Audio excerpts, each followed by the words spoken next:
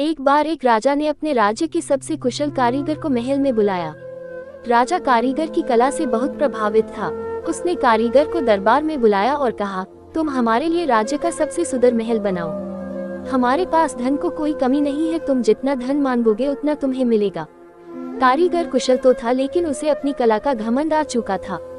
सब जगह से अपने काम की तारीफ सुनकर अब उसके मन में कामचोरी और आलस्य की प्रवृत्ति आ चुकी थी। खैर, कारीगर महाराज की आज्ञा पाकर अपने काम में जुट गया। लेकिन थोड़े ही दिन बाद उसके मन में विचार उठा कि क्यों न रद्दी घटिया किस्म का माल लगाकर जल्दी से जल्दी महल का काम समाप्त करके मोटा मुनाफा कमा लिया जाए। और उसने यही किया। कारीगर ने घटिया किस्म का माल लगाकर महल की भूरी दीवारें कड़ी कर दी। कारीगर ने बाहर से महल को सुंदर साज सज्जा से चमका दिया, लेकिन अंदर से महल में कच्चा माल लगा था। थोड़े ही दिन में आकर्षक सुंदरता वाला, सोने सी चमक दमक वाला सुंदर सा महल तैयार हो गया। महल खड़ा करने के बाद कारीगर राजा की सेवा में पहुंचा और राजा को महल के बनने की सूचना दी। राजा अगले ही दिन महल का निरीक्षण करने के लिए पहुंचे। महल को देख राजा बहुत ही प्रभावित हुए। महल बहुत ही आकर्षक और सुंदर लग रहा था।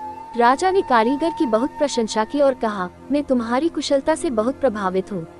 इतने सुंदर महल निर्माण के लिए तुम्हें जो भी इनाम दिया जाए वो कम है। मैं सोच रहा हूँ इस अद्भुत कार्य के लिए तुम्हें क्या इनाम दिया जाए।